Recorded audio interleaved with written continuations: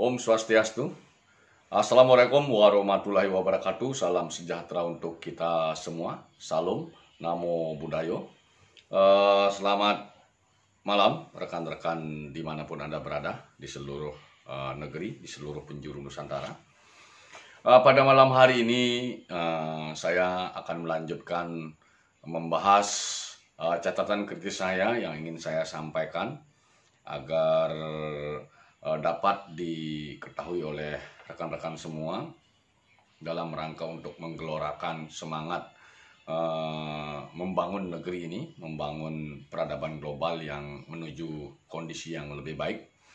Pada malam hari ini saya akan membahas tentang kebijakan perencanaan sumber daya manusia.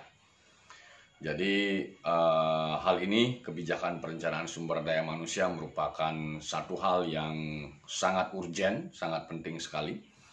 Pertanyaan yang mendasar untuk kita semua, terutama di Nusantara, pertanyaan mendasarnya adalah bagaimana blueprint pengembangan sumber daya manusia kita.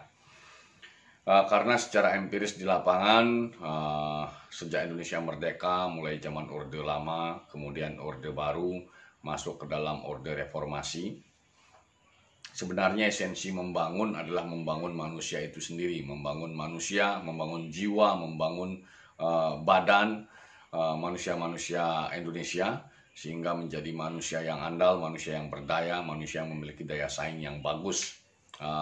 Idealnya seperti itu. Nah, jadi kebijakan perencanaan sumber daya manusia sebenarnya harus menjadi perhatian kita semua, sehingga pertama, kualitas manusia Indonesia menjadi unggul. Jadi ketika kita bicara tentang kebijakan pembangunan sumber daya manusia, kebijakan perencanaan sumber daya manusia, kita melihat manusia sebagai personal. Di sana tentunya aspek-aspek yang mendukung ada 5 aspek. Yang pertama spiritual question atau SQ saya singkat. Yang kedua intelijensi emosional, intelijensi question IQ-nya, kemudian emotional question EQ-nya, dan kemudian yang keempat adalah PQ psychical question, dan yang kelima social question, bagaimana kemampuan manusia itu bersosialisasi di dalam lingkungannya. Nah, 5 aspek mendasar itu yang merupakan penyusun setiap person, setiap manusia, semestinya masuk ke dalam regulasi atau blueprint perencanaan sumber daya manusia di tempat kita. Semestinya seperti itu. Kemudian regulasi dibuat untuk menguatkan 5 aspek tersebut, 5 unsur tersebut: SQ, IQ, EQ, PQ, dan social question-nya. Nah, tadi sudah saya singgung bagaimana blueprint perencanaan SDM kita. Mudah-mudahan sudah ada, harapan saya tentunya sudah ada.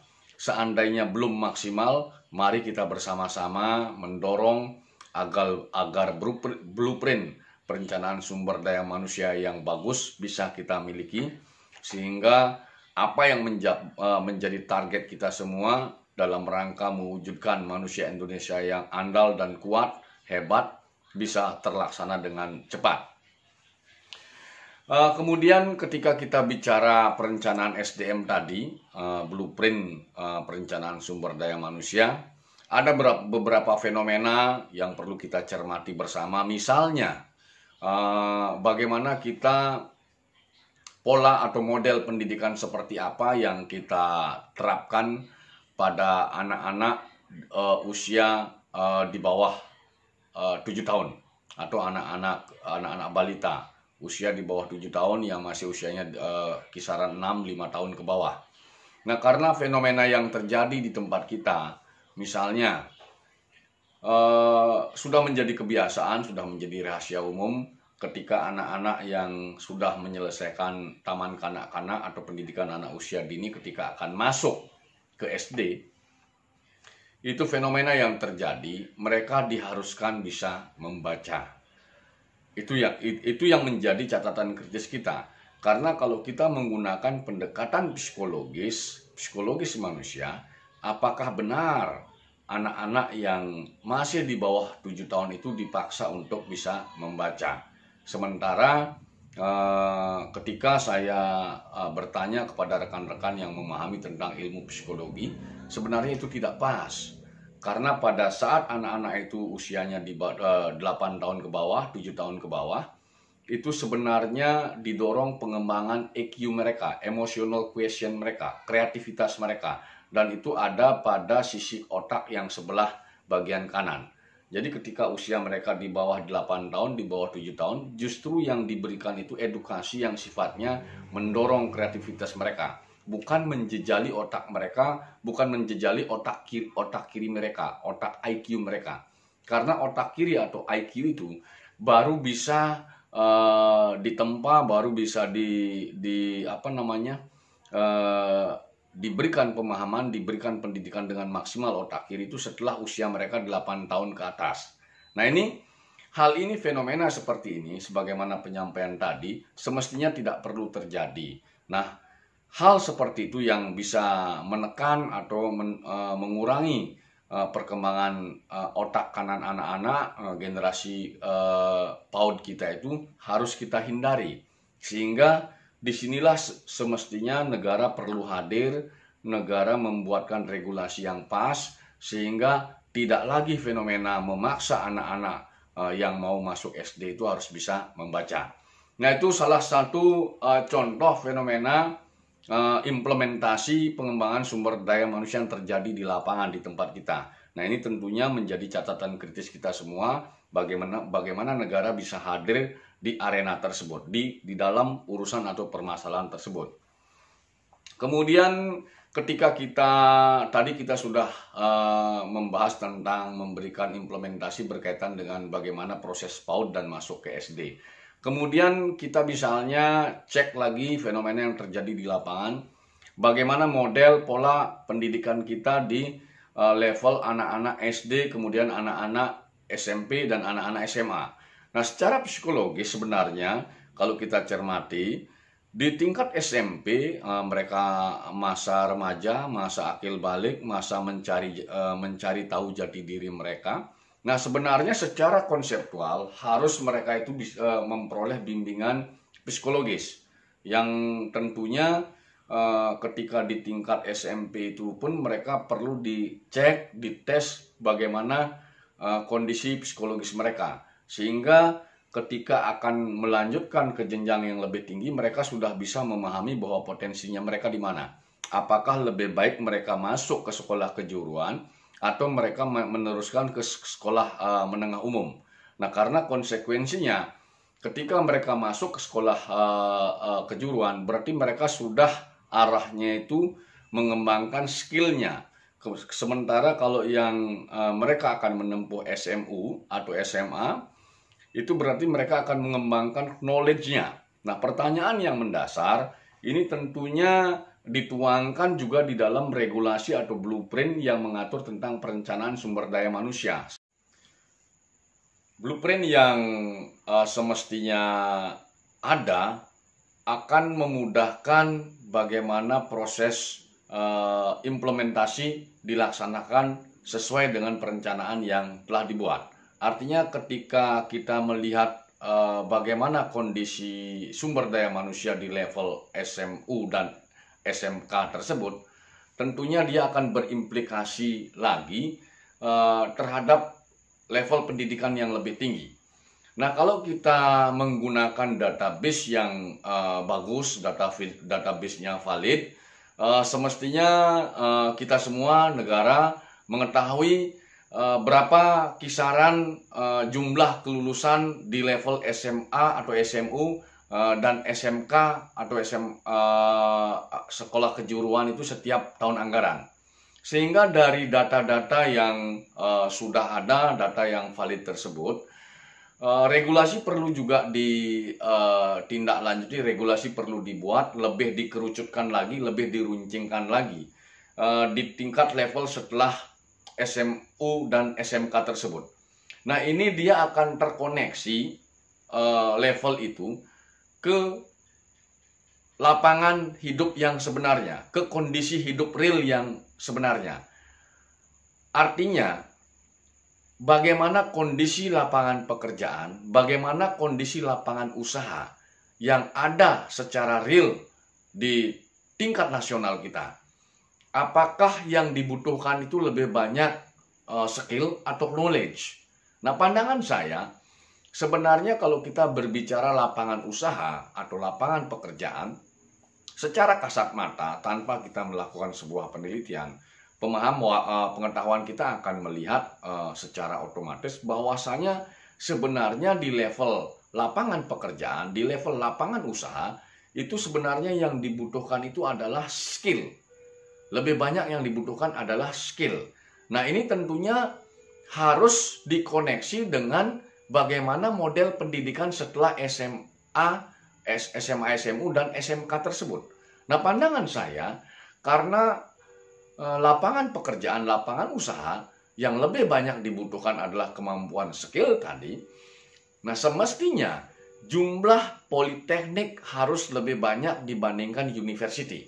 Nah, inilah blueprint perencanaan SDM itu harus bisa menjawab hal itu.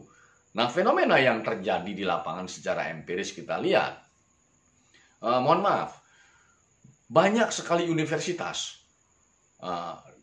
Memang Poltek juga banyak, sekolah-sekolah tinggi banyak. Tetapi yang menjadi pertanyaan besar itu, kenapa universitas begitu banyak? Tidak hanya negeri, tetapi swasta juga banyak. Nah, ini tentunya ketika kita hubungkan dengan fenomena tadi, fenomena lapangan pekerjaan, fenomena lapangan usaha, fenomena jumlah kelulusan SMA, SMU, SMK setiap tahun, ya semestinya secara konseptual yang lebih banyak itu adalah politeknik. Bahkan pandangan saya, kalau kita melihat kondisi kelulusan SMA, SMU, dan SMK tersebut, yang notabene pasti lebih banyak kemungkinan lulusan yang SMU, SMA, sementara di lapangan pekerjaan yang dibutuhkan skill. Ini kan kontradiktif. Nah, inilah sebenarnya saya mengatakan di awal, saya membahas kebijakan perencanaan sumber daya manusia itu. Nah, artinya apa? Artinya blueprint atau kebijakan perencanaan sumber daya manusia yang dituangkan dalam blueprint tersebut harus bisa menjawab fenomena tadi. Fenomena dari level pendidikan PAUD, SD, SMP, SMU, SMA, SMK, dan pendidikan tinggi yang dibagi menjadi poltek dengan universitas. Nah, ini blueprint itu harus mampu menjawab hal itu. Jadi kondisi di lapangan harus dijawab oleh blueprint tadi. Artinya sebagaimana yang saya singgung barusan, jadi sebenarnya yang kita butuhkan lebih banyak saat ini adalah poltek, bukan university. Bahkan pandangan saya, lulusan-lulusan universitas itu sebenarnya karena dia penguatan di knowledge, itu sebenarnya lebih banyak dibutuhkan di instansi-instansi pemerintah yang membackup kementerian, pemerintah daerah, dan lain sebagainya. Nah, sementara untuk skill atau yang penekannya lebih banyak keterampilan atau keahlian atau skill, itu lebih banyak dibutuhkan oleh lapangan usaha, dunia usaha, lapangan pekerjaan. Artinya, kembali lagi saya berulang kali mengatakan yang lebih banyak dibutuhkan itu adalah poltek, bukan university. Nah, ini semestinya bisa dijawab oleh regulasi kita, bisa dijawab dan dituangkan di dalam blueprint atau dokumen perencanaan pengembangan sumber daya manusia, dokumen perencanaan sumber daya manusia secara nasional maupun regional maupun di tingkat lokal.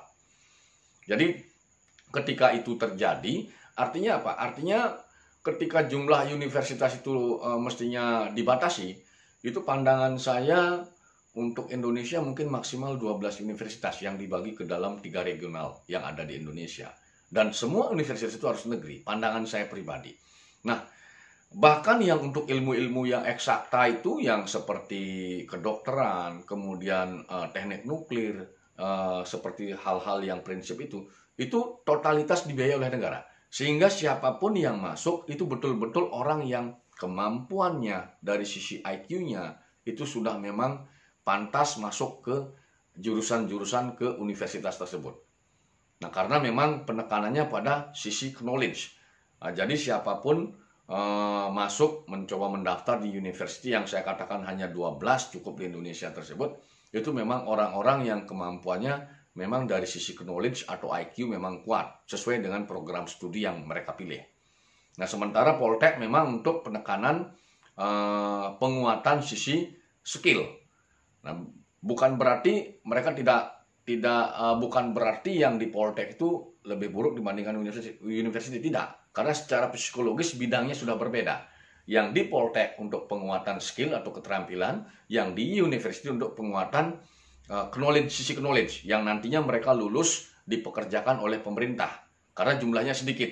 Kalau menggunakan konsep saya tadi hanya ada 12 universitas yang dibagi ke dalam 3 regional. Nah, sementara Poltek, kalau memang anggaran ada, negara juga hadir di sana, tetapi tidak menutup peluang bagi pihak swasta yang ingin berinvestasi di dunia pendidikan khususnya Poltek untuk membuka politeknik yang pembiayaan dari pihak ketiga atau swasta. Nah, itu yang menjadi poin penting pada sesi vlog saya malam hari ini berkaitan dengan kebijakan perencanaan sumber daya manusia dalam rangka menyusun dokumen atau blueprint perencanaannya agar kita lebih fokus lagi menguatkan SDM kita dalam rangka mewujudkan Indonesia maju, Indonesia unggul. Demikian saya sampaikan vlog pada malam hari ini. Apabila dalam penyampaian ada yang kurang berkenan, saya mohon maaf. Saya tutup dengan menyampaikan Pramo Santi. Om Santi Santi Santi Om. Assalamualaikum warahmatullahi wabarakatuh. Salam sejahtera untuk kita semua. Salam Namo Buddhaya.